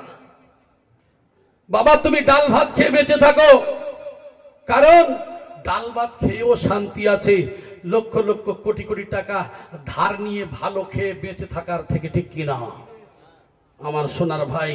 এগুলি বোঝার চেষ্টা করতে হবে। হাক্কানি আঞ্জুমান তাই বলছে বাবা সুদ থেকে পরহেজ করবে আর রিজকি হালাল খাবে। আমরা অনেকেই শুনেছি যদি কেউ এক লোকমা পরিমাণ হারাম খায় তার 40 দিনের ইবাদত বরবাদ হয়ে যাবে। ও আমার সোনা ভাইরা, এটা হাদিস, তবে শুনে রেখে দেন আমার আল্লাহ আরো আমার আপনার রাসূলকে সাবধান করে দিয়েছেন, ইয়া আইয়ুহার রাসূল কুলু মিনাত তাইয়্যিবাতি ওয়া আমালু সালিহান, হে রাসূল সর্বপ্রথমে হালাল খাও তারপরে সৎ কাজ করো। রাসূল আগে নামাজ নয়, আগে রোজা নয়, সর্বপ্রথম তুমি হালাল খাও তারপরে ভালো কাজ করো। ইমানদারদেরকে বলা হলো ইয়া আইয়ুহাল্লাযীনা আমানু কুলু মিন তাইয়্যিবাতি মা রাযাকনাকুম, আয় আমার ইমানদারগণ তোমাদের মধ্যে যে পবিত্র বস্তু দিয়েছি তার থেকে তোমরা ভক্ষণ করো। তাহলে হালালের ব্যাপারে বলা হলো। যদি কেউ না খায়, আল্লাহর নবী বলেছেন আখেরি জামানায় এমন একটা সময় আসবে, ইয়াতি আলান নাস জামানুন, আমার উম্মতের সম্মুখে এমন একটা জামানা আসবে, এমন একটা সময় আসবে, লা ইউবালিল মারউ মা কাদামিনহু, সেদিন মানুষ পরোয়া করবে না কি পয়সা উপার্জন করলো, আমিনাল হালাল আমিনাল হারাম, সে হালাল উপার্জন করলো না হারাম উপার্জন করলো, বিচার থাকবে না। বৈধ করলো না অবৈধ করলো তার বিচার থাকবে না। আল্লাহর নবী অন্য জায়গায় বললেন লাহমিন নাবাতা মিনাস সুহতি কুল্লু লাহমিন নাবাতা মিনাস সুহতি কানাত তিনার আউলা বিহি, যদি কোনো মানুষ এক লোকমা পরিমাণে হারাম খায় তার শরীরে যদি এক টুকরো গোশত জন্মায় তার জন্য দোজখের আযাব হলো সমীচীন। এই জন্য করে সবে মুফতি আজম গাছী রহমাতুল্লাহি আলাইহি তিনি সাবধান করে দিয়েছেন, ও বাবা খবরদার খবরদার জেনে রেখে দাও, যতদিন তুমি বাঁচবে বাবা তুমি প্রচেষ্টা করবে সামান্যতম পরিমাণ তুমি হারামের ধারে কাছে যাবে না, যাবে না, যাবে না। জোরে বলি সুবহানাল্লাহ। ও সোনার ভাইরা, আজকের বর্তমান জামানায় আল্লাহকে ছেড়েছি, আল্লাহর নবীকে ছেড়ে দিয়েছি, আমরা কোনো কথা শুনি না। মানুষ দুনিয়ার কাজে অট্টহাসি, দুনিয়ায় আরামায়েশের মধ্যে পড়ে আল্লাহকে ভুলে গেছি। আল্লাহর নবী সাল্লাল্লাহু আলাইহি ওয়াসাল্লাম সাবধান করে দিয়েছেন, এই বিশ্ব মানব জাতিরা আমি রব তোমাদেরকে পাঠালাম। কেন পাঠালাম? আফাহাসিবতুম আন্নামা খলাকনাকুম আবাসা ওয়া আন্নাকুম ইলাইনা লা তুরজাউন। আমি কি তোমরা কি মনে করো আমি তোমাদের অনর্থক সৃষ্টি করেছি, তোমাদের বেকার করেছি, তোমরা আমার কাছে ফিরে আসবে না? তোমরা কি এটাই মনে করো? না না, জেনে রেখে দাও আমি আল্লাহ তোমাদের এমনি বানাইনি। ওগো আল্লাহ তাহলে আমাকে কেন বানালেন, আমাদেরকে কেন বানালেন? আল্লাহ বললেন আল্লাহ বললেন ওয়ামা খলাকতুল জিন্না ওয়াল ইনসা ইল্লা লিয়াবুদুন। আমি এই জন্য করে জিন আর ইনসানকে পাঠিয়েছি। হে মানব জাতিরা কেন পাঠিয়েছি শোনো, একমাত্র তোমরা আমার ইবাদত করবে। একবার জোরে বলি সুবহানাল্লাহ। ইবাদত কার করার জন্য আল্লাহ পাঠিয়েছে? আল্লাহর। তাহলে আমরা কি করি? আল্লাহর ইবাদত করি না ফ্রি ফায়ার মদের বোতল নিয়ে বসে আড্ডা দিই না? দুনিয়ার যত রকম গুনাহ আছে আমাদের হয় না? হয় না? তবে জেনে রেখে দেন সবকিছু লিপিবদ্ধ হচ্ছে কোথায়? ও শুনুন ভাইরা, কান খুলে খেয়াল করে শুনুন, আমার আল্লাহ পাক রব্বুল আলামিন জানিয়ে দিলেন, এই বিশ্ববাসীরা তোমরা দুনিয়ার কোন জায়গায় যদি সিসি ক্যামেরা থাকে, ওই সিসি ক্যামেরার ভয়ে যেমন ওই বাড়িতে ঢোকা সহজ নয়, অনেক কঠিন। কোন শপিং মলে যদি যাও বাজার করতে, সেখানে চুরি করা যেমন সম্ভব নয়, কারণ সিসি ক্যামেরা লাগানো আছে। আমার আল্লাহ বলছেন, হে মানুষ তুমি কোন কাজে লিপ্ত আছো? তোমার জন্য তো আমি 8 রকমের সিসি ক্যামেরা লাগিয়ে রেখেছি। এটাই বলে আমি শেষ করে দেব। 8 ধরনের সিসি ক্যামেরা কি? ও বান্দা, তুমি যে জায়গায় দাঁড়িয়ে গুনাহ করো ওই জায়গাটা তোমার জন্য সিসি ক্যামেরা। তুমি যে জায়গায় বসে খেলা করো ওই জায়গা তোমার বিরুদ্ধে বলবে। যে জায়গায় তুমি দাঁড়িয়ে এনজয় করতে গিয়ে তুমি মদ খেয়েছো ওই জায়গা তোমার বিরুদ্ধে বলে দেবে। যেখানে তুমি তোমার বান্ধবীর সঙ্গে গল্প করেছো ওই জায়গাটা তোমার বিরুদ্ধে বলে দেবে। দুনিয়ার যত নাজায়েজ হারাম কাজ যে যে পদ্ধতিতে যে জায়গায় দাঁড়িয়ে বসে করেছেন ওই জায়গা আমার আপনার বিরুদ্ধে বলে দেবে, অর্থাৎ সিসি ক্যামেরা হয়ে যাবে। আল্লাহ বলছেন, ইয়াউমাইদিন তুহাদ্দিসু আখবারাহা বিআন্না রাব্বাকা আওহালাহা। এই জমিন সেদিনকে সব বলে দেবে। এই যেখানে দাঁড়িয়ে যা গুনাহ করবেন সেই দিনকে বলে দেবে, আল্লাহ অমুক বান্দা অমুক বান্দি এই জায়গায় দাঁড়িয়ে এই কাজ করেছিল। সেই দিনকে সব বলে দেবে। তাহলে কোন জায়গায় দাঁড়িয়ে বসে গুনাহ করা যাবে? যে জায়গায় করবেন ওই জায়গা তো সব বলে দেবে। কেন আল্লাহর ওলিরা সব ছেড়ে দিয়ে বিশ্ব মানবের কল্যাণে জীবন উৎসর্গ করলেন? ও আমার সোনার ভাইরা, কান খুলে খেয়াল করে শুনুন, পরে আমি সেই দিকে যাব। দ্বিতীয় নম্বর ক্যামেরাটা কি? আমি হলাম নামাজি, আমি হলাম মুত্তাকি, আমি হলাম পরেশগার, কিন্তু দুনিয়ার অনেক খারাপ কাজে লিপ্ত আছি। এই হাত দিয়ে এই পা দিয়ে করি না কথা বলেন। চুরি করে হাত দিয়ে, পা দিয়ে যায়। আমার ভাইজানেরা যত খারাপ কাজ, এই ফ্রি ফায়ার খেলে হাত দিয়ে না, খেলে না। ও আমার ভাইজানেরা গাড়ি নিয়ে হরেন দিলেও সরে না, ওখানে মারতে মারতে খালে গিয়ে পড়বে, তবুও কিন্তু বেটা ও ওই দিক থেকে চোখ নড়ে না। আমার ভাইজানেরা, সোনার ভাইজানেরা, আমি আপনাদের হাতে ধরে বলবো, পায়ে ধরে বলবো, আমি কেন বলছি শুনুন। আমি গতকাল এক জায়গায় যেতে গিয়ে আমার 4 জন ভাই ক্যারাম খেলছেন, ক্যারাম। আমি ওই ভাইদের দিকে তাকিয়ে আমার চোখ থেকে শুধু পানি অনর্গত আসছে। আর মনে হচ্ছে, আল্লাহ এরা তো আমাদের ভাই, এরা জানে না কোরআন, জানে না হাদিস, কত মানুষ কত গুনার মধ্যে রয়েছে, কত মানুষ এই সময়টা ঘন্টার ঘরে ঘন্টা বেকার দেয়।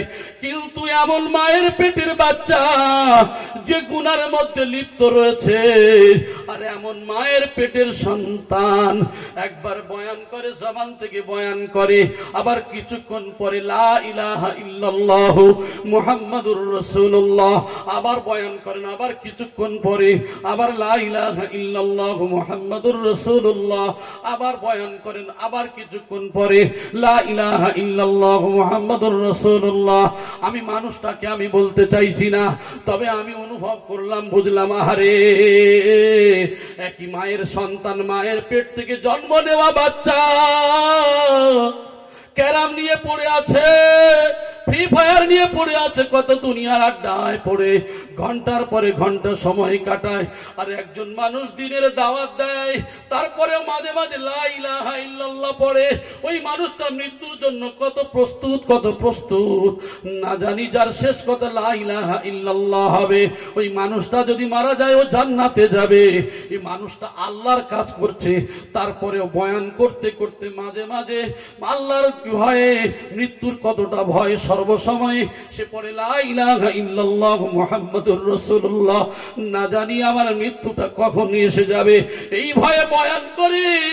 আর এই বয়ানের মধ্যে মাঝে মাঝে এই শব্দটা ব্যবহার করে। আমার ভাইয়েরা, একটা জিনিস চিন্তা করে দেখেন, একই মায়ের পেটের সন্তান, আজকের এই মানুষটা কতটা মৃত্যুর জন্য তৈরি আছে, আর ওই মানুষটা দুনিয়ার মোহে পড়ে আজকের কত মানুষ কোন অট্টহাসি, কত খারাপির মধ্যে পড়ে রয়েছে, জীবনকে কিভাবে নষ্ট করছে। আমার আল্লাহ জানিয়ে দিল, আল-ইয়াউমা নাখতিমু আলা আফওয়াহিহিম ওয়া তুকাল্লিমুনা আইদিহিম ওয়া তাশহাদু আরজুলুহুম বিমা কানু ইয়াকসিবুন। আল্লাহ পাক রব্বুল আলামিন কি করবেন? এই সিসি ক্যামেরা অর্থাৎ চক্ষুকে আমার আপনার আল-ইয়াউমা নাখতিমু আলা আফওয়াহিহিম, জবানকে বন্ধ করে দেবেন। দুইটা হাত সেদিন সিসি ক্যামেরা হয়ে সব বলে দেবে, দুইটা পা সেদিন সব সাক্ষী দিয়ে দেবে আমার আপনার কৃতকর্ম সম্পর্কে। শরীরের হাত যে কাজ দিয়ে হাত দিয়ে করেছি, এই হাত আমার আপনার বিরুদ্ধে দাঁড়াবে, আর এ পা আমার আপনার বিরুদ্ধে দাঁড়াবে। তাহলে বলেন তো, আমরা কেউ বাঁচতে পারবো বলে মনে হয়? বিরুদ্ধে তো দাঁড়িয়ে যাবে। আমি আপনি এই মজলিসে বসেছি, তিন ধরনের শ্রোতা এখানে থাকে। নম্বর এক মুমিন, নম্বর দুই মুনাফিক, নম্বর তিন আবু জাহেলের উত্তরসূরি। ওটা কড়া ভাষায় বলবো না। অনেকেই চিন্তা করতেন এই মজলিসে বসে এরকম তিন ধরনের মানুষ। হ্যাঁ, হাদিসের মধ্যে আছে, আমি বলছি না। কারণ তিন ধরনের মানুষ কেমন হয়? তিন ধরনের মানুষ হলো, এক শ্রেণীর মানুষ আছে তারা কোরআন হাদিসের কথা শুনবে, এদিক ওদিক তাকাবে, কিছু শুনবে কিছু শুনবে না।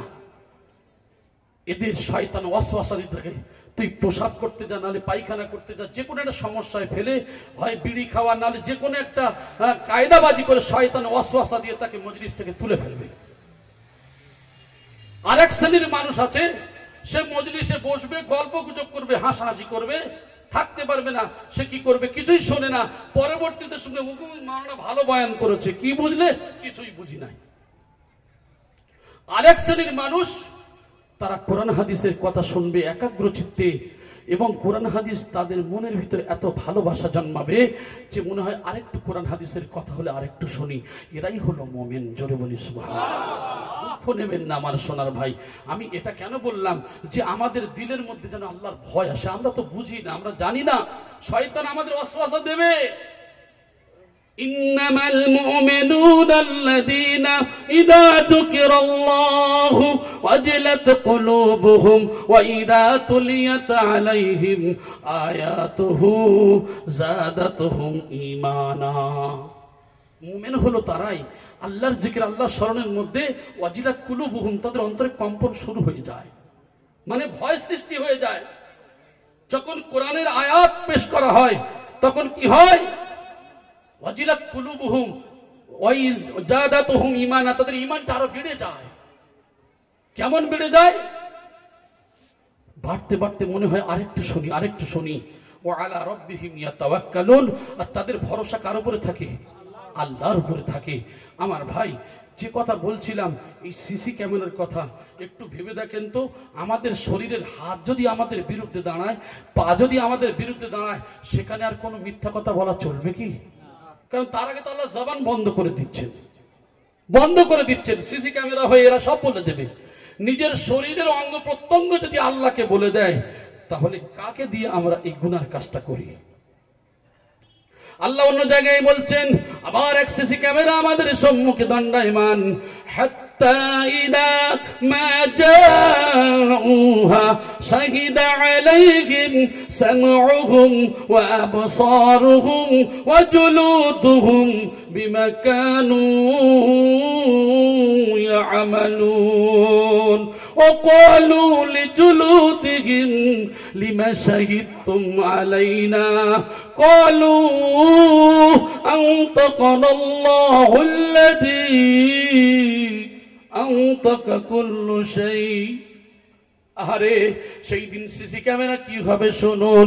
সেই দিনকে আমার আপনার চোখ আমার আপনার বিরুদ্ধে দাঁড়াবে, আমার আপনার কান আমার আপনার বিরুদ্ধে দাঁড়াবে। কেমন করে?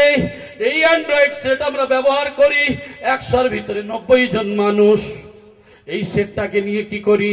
আমি নামাজ পড়ি, রোজা রাখি, যাকাত দিই, হজ করি, সমাজের মানুষ আমাকে ভালোবাসে।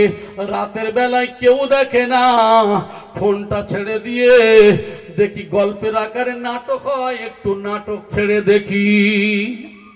ওয়াসওয়াসা দিচ্ছে কি? শয়তান ইবলিস ঠিক দিয়ে দিচ্ছে।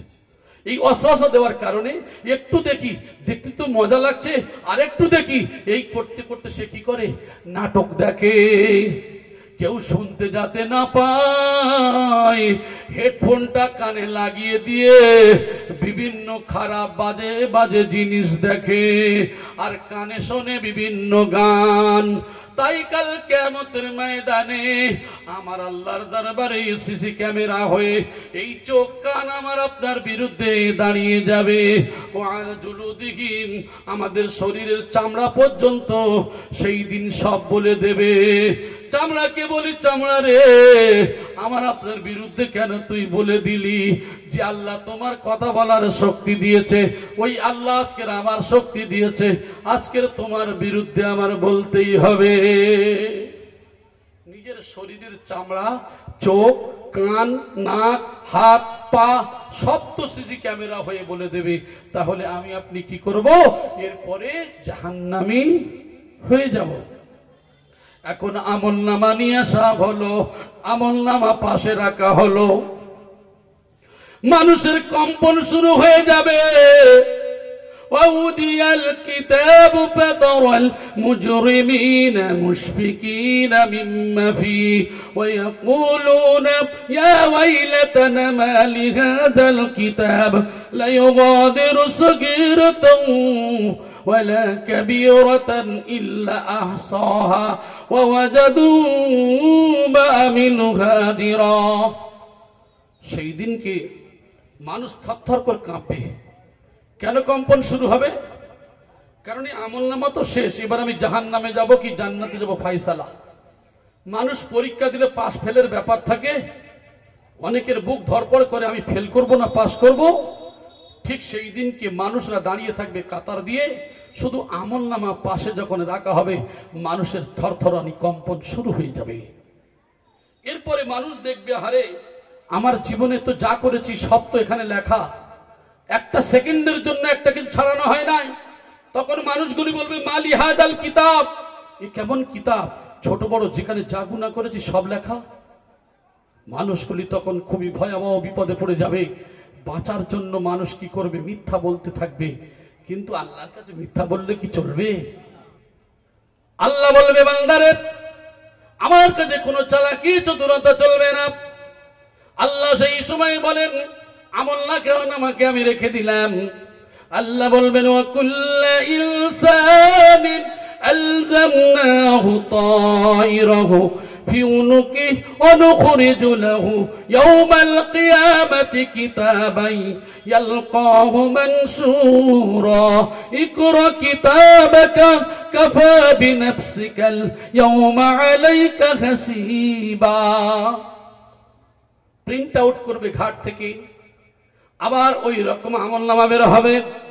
ওই আমলনামা খোলা অবস্থায় দেখতে পাবে, দেখবে ওখানে যা দেখলাম এখানেও তো সেই একই লেখা। কি করবে? মানুষ দেখতে পাবে তো আমি সত্যিকারের গুনাহগার, এই গুনাহ আমি করেছি। কিন্তু মানুষ না দেখার ভান করবে। আল্লাহ ধমক দিয়ে বলবেন, লাকাদ কুনতা ফী গাফলাতিন মিন হাদা ফাকাশাফনা আনকা গিতাআকা ফাবাশারুকা আল-ইয়াওমা হাদীদ। আল্লাহ ধমক দিয়ে বলবে, বান্দা দেখ 60 বছর 70 বছরে কি করেছিস দেখ, তোর জীবনে যে গুনাহগুলো করেছিস সে দেখ, তোর জীবনের সবকিছু এখানে লেখা। তোর বিচার তুই নিজে কর, আমি আল্লাহ তোর বিচার পরে নেব। সেই দিনকে মানুষগুলোর ফয়সালা হয়ে যাবে। ফয়সালা যখন হয়ে যাবে, সেই দিনকে মানুষগুলোকে টানতে টানতে জাহান্নামের বিছখানে ফেলে দেওয়া হবে। আমার ভাই জানেন তাদের খাদ্য কি হবে? জাক্কুম গাছ হবে। যে জাক্কুম গাছ হবে তেলের তলানির মতো, পেটের মধ্যে যাবে, টকবক করে ফুটবে।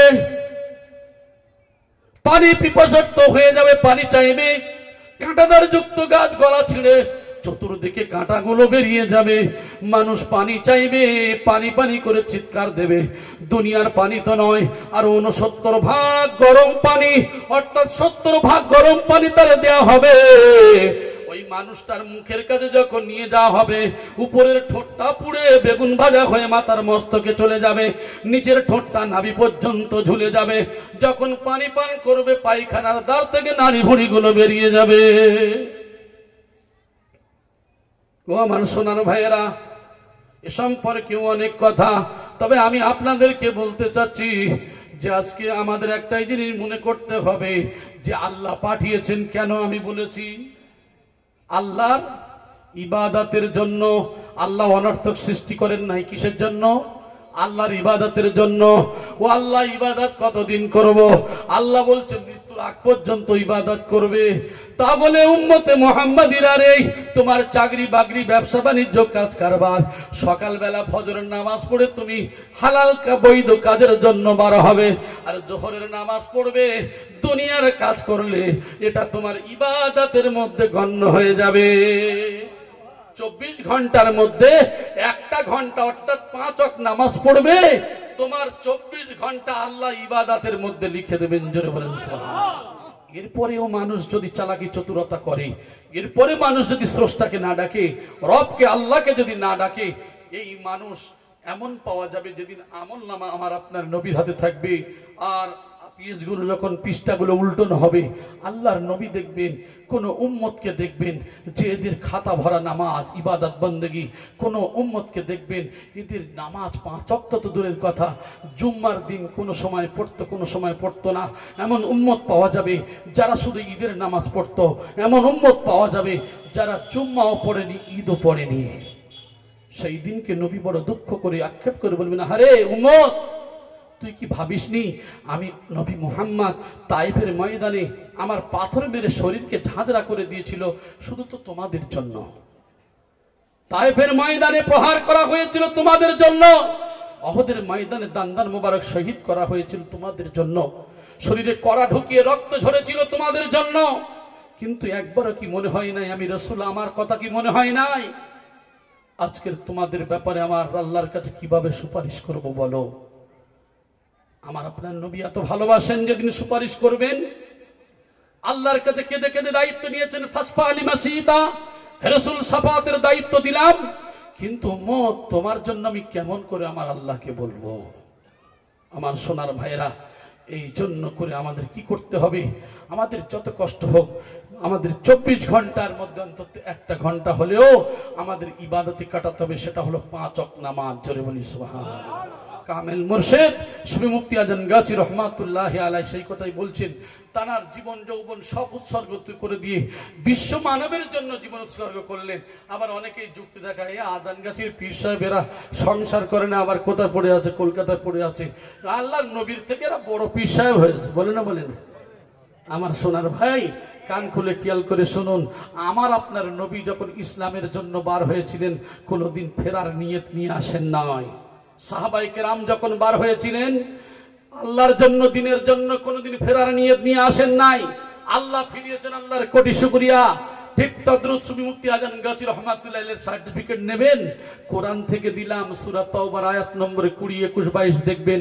আল্লাযীনা আমানু ওয়া হাজারু ওয়া জাহাদু ফি সাবিলিল্লাহি বিআমওয়ালিহিম ওয়া আনফুসিহিম আ'জামু দারাজাতান ইনদাল্লাহি ওয়া উলাইকা হুমুল ফাইজুন। আল্লাযীনা আমানু, যারা ঈমান এনেছে, হাজারু হিজরত করেছে, জাহাদু প্রচেষ্টা করেছে, পরিশ্রম করেছে, ফি সাবিলিল্লাহ আল্লাহর রাস্তায়, আমওয়ালিহিম বিআমওয়ালিহিম মালধন সম্পদকে আল্লাহর রাস্তায় বিলীন করে দিয়েছে, আনফুসিহিম নিজেদেরকে কুরবানি করে দিয়েছে, আ'জামু দারাজাতান ইনদাল্লাহ আমি আল্লাহ আমার নিকট এরাই হলো সর্বোত্তম, ওয়া উলাইকা হুমুল ফাইজুন আর এরাই হলো সফলকামী। জোরে বলেন সুবহানাল্লাহ। কোরআনের থেকে বড় দলিল আর কিছু আছে? সূরা তাওবার 21, 22 দেখবেন, এরাই হলো জান্নাতি। জোরে বলেন সুবহানাল্লাহ। সুফি মুফতি আজম গাজী রহমাতুল্লাহির জমিদারের সন্তান ছিলেন, জায়গা জমি সব আল্লাহর জন্য দিয়ে কি করলেন? বিশ্ব মানবের কল্যাণে জীবন কুরবানি করে দিলেন। আমার সোনার ভাইরা 10 দিন ইতিকাফ করার কথা বললে বাবু বলে আমি বিড়ি খাই, আমার সহ্য হয় না, আমি থাকতে পারবো না। এ বলে আমার ডায়াবেটিস আছে, আমার ঘন ঘন প্রসাব লাগে, আমি যেতে পারবো না। আর 36 বছর হয়ে গেল সুফি সবল সিংহ রহমাতুল্লাহি আলাইহি তিনি ওই ছোট্ট ঘরের মধ্যে বিশ্ব মানবের কল্যাণের জন্য জীবন উৎসর্গ করে দিয়ে দুনিয়া থেকে চলে গেলেন। আজকের আমরা সেই সমস্ত মানুষদের ব্যাপারে বলি, এরা বউ বাচ্চা ছেড়ে থাকে, বেটা তুমি থাকো না 10 দিন ইতিকাফে। 10 দিন ইতিকাফে করতে গেলে আমার জামা দাও, আমার সংসার দাও, অমুক দাও, তমুক দাও। আর এই ব্যক্তি ঠাট্টা করে ওই সমস্ত ব্যক্তিদের নাম। আমার সোনার ভাইরা, যে সিলসিলা হোক, যে দরবার হোক, যে ওলি আল্লাহ হোক, ঠাট্টা করে কোনো লাভ নেই, বরং আমি আপনি খারাপ। মানে আরাফা নাফসাহু ফাকাদ আরাফা রাব্বাহু, যে নিজেকে চিনতে পেরেছে, নিজের নফসকে চিনতে পেরেছে, সে আল্লাহকে চিনতে পেরেছে। এই জন্য করে আমি অনুরোধ করবো, পায়ে ধরে বলবো, আমার সোনার ভাই, কোনো দল কোনো সিলসিলাকে ঘৃণা না করে নিজের ভাই মনে করবেন। যদি কোনো মানুষ ভুল করে, এই ভুলটাকে নিজের সাবলীল ভাষায় মুহাব্বতের সঙ্গে বুঝিয়ে দেবেন। আর আমরা ঠাট্টা না করে বরং ফাসআলু আহলাদ যিকরি ইন কুনতুম লা তা'লামুন, যেটা জানি না, জ্ঞানী মানুষ আছে, জ্ঞানীদের কাছ থেকে আমরা জেনে নেব। কোনো মানুষকে আমরা ভালো কাজ না করে বরং গুনাহ না করে ফেলি। আমার ভাই এটা অনুরোধ করব। আর হাক্কানি আন্নুমার একটা ছোট্ট ওজিফা দিয়েছেন যে বাবা 5 ওয়াক্ত নামাজ পড়বে, একবার সূরা ফাতিহা পড়বে, 3 বার সূরা ইখলাস, একবার ফালাক, একবার নাস আর দরুদ শরীফ। এর ফজিলত কি জানেন?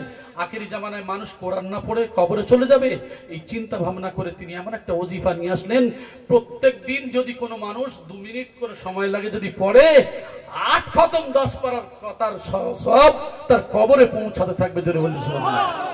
ওটা তো একজন আর হলো, কোটি কোটি মানুষ পড়ছেন, কোটি কোটি মানুষ পড়ছেন। একজন 8 খতম 10 পারা যদি পাঠায়, তাহলে কোটি কোটি খতম কত কোটি যাবে সেটা আমার আপনার অঙ্কে ফেল হয়ে যাবে। নেই তার কবর শুধু আজকের এখনই পড়ে মারা গেল, কালকের মারা গেল, শুধু জুড়ে গিয়েছে চলে যাওয়ার পরে অনন্ত জীবন কবরে, তার এটাই সাদকায়ে জারিয়া। জোরে বলেন সুবহানাল্লাহ। আল্লাহ পাক রব্বুল আলামিন যেন এই কোরআনের ওজিফাকে আমল করার তৌফিক দান করেন, রিজকে হালাল তাকওয়া পরহেজগারি করার তৌফিক দান করেন, সুদ থেকে আল্লাহ যেন আমাদের হেফাজত করেন। বলি আল্লাহুম্মা আমিন, আল্লাহুম্মা আমিন। ভাষার মধ্যে বলার মধ্যে যদি কোনো বিয়াদবি হয় আল্লাহর ওয়াস্তে ক্ষমা করবেন।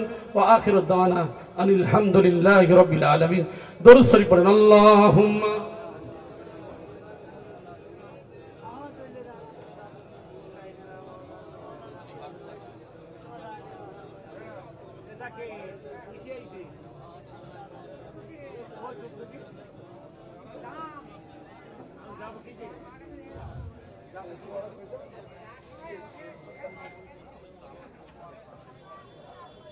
কলমায়ে শাহাদাত أشهد أن لا إله إلا الله وحده لا شريك له وأشهد أن محمدا عبده ورسوله أشهد أن لا إله إلا الله وحده لا شريك له وأشهد أن محمدا عبده ورسوله أشهد أن لا إله إلا الله وحده لا شريك له وأشهد أن محمدا عبده ورسوله أشهد أن لا إله إلا الله وحده لا شريك له وأشهد أن محمدا عبده ورسوله أشهد أن لا إله إلا الله وحده لا شريك له وأشهد أن